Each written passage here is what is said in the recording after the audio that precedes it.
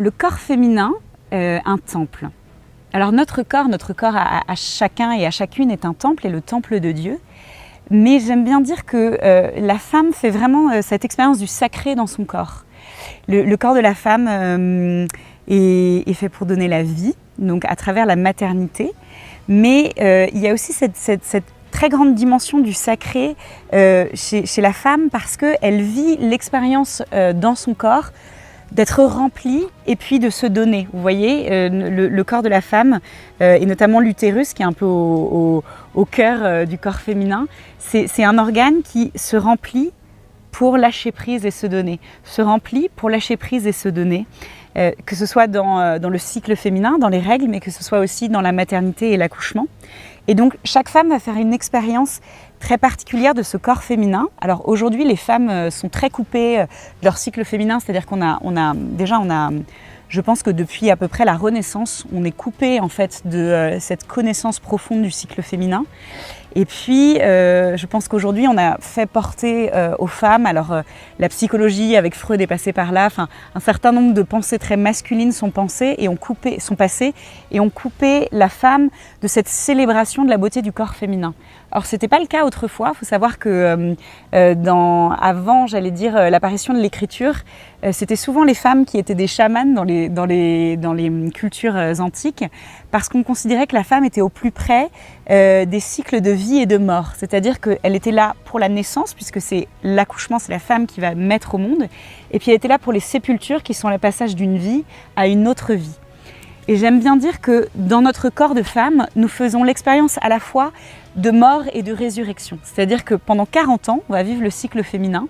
Donc de la ménarche de nos premières règles à 12-13 ans à la ménopause à 50 ans, on va vivre ce cycle féminin qui a un rythme très particulier du corps de la femme. Et donc tous les mois, on va vivre ce passage des 4 saisons, de printemps, été, automne, hiver.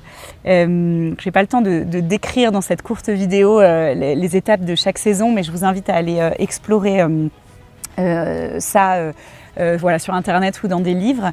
Mais il y a vraiment cette idée que notre corps de femme fait l'expérience d'un cycle de vie et d'un rythme de vie qui est vraiment à relier au rythme de la nature, avec cette idée que nous faisons l'expérience de notre corps que la mort n'est pas la fin. C'est-à-dire que la fin d'un cycle et la fin d'un cycle d'un mois, de 27-28 jours, ça dépend des femmes, hein, puisque c'est variable d'une femme à l'autre, appelle à un autre cycle. Et donc chaque mois, la femme est invitée à dire ce oui à la vie, c'est-à-dire à oser entrer dans un nouveau cycle. Et pour moi, je suis persuadée que cette expérience du corps féminin, quand la femme y est vraiment reliée, prépare la femme à cette compréhension qu'il existe une vie au-delà de la vie. C'est-à-dire cette ouverture à cette notion de la vie éternelle.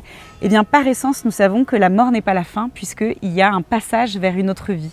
Et je pense qu'à travers à la fois l'expérience de la maternité, de l'accouchement, mais aussi l'expérience du cycle féminin, la femme l'éprouve de façon privilégiée. Autre chose qui est très particulier au corps de la femme, c'est cette idée du réceptacle et du creux.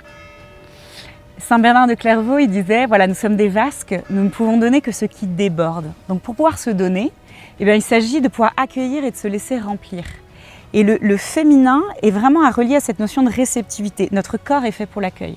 Notre corps est fait pour l'accueil dans la sexualité, et notre corps est fait pour l'accueil dans la maternité. Que cette maternité soit charnelle, spirituelle, intellectuelle, enfin, quelle que soit la forme que va prendre notre maternité. Et donc, il y a comme une disposition de la femme à l'accueil. Or, aujourd'hui, la femme est très coupée de ça, c'est-à-dire qu'elle se perd beaucoup dans le faire, plus que dans l'être, et donc dans l'extériorité, là où elle a vraiment un exemple à donner, un rôle sur comment je vais me relier à cette intériorité, comment je vais me faire disponibilité pour recevoir, tout comme je me rends disponible pour accueillir dans mon corps l'homme que j'aime, ou je me rends disponible pour accueillir dans mon corps la semence et l'enfant qui va naître. Je me rends disponible aussi pour accueillir cette présence de Dieu et pour être à l'écoute. Et je pense que c'est une très grande grâce que le corps féminin qui nous permet de vivre ça. Et j'ajouterais aussi que la beauté du corps féminin dit la beauté de Dieu. Donc la beauté de la femme n'est pas à fustiger, mais au contraire à célébrer en tant qu'elle révèle que Dieu parle de sa propre beauté à travers la beauté de la femme. Donc aujourd'hui, j'aimerais inviter les femmes à redécouvrir combien leur corps est un temple. Et souvent, il a été très blessé. Il y a très peu de femmes. Les femmes ont été blessées par des paroles, par des gestes, par des actes, par des choses qui ont pu agresser la beauté de leur corps de femme. Mais j'aimerais vraiment inviter toutes les femmes à se réconcilier avec ce temple fait pour la vie qu'est le corps féminin.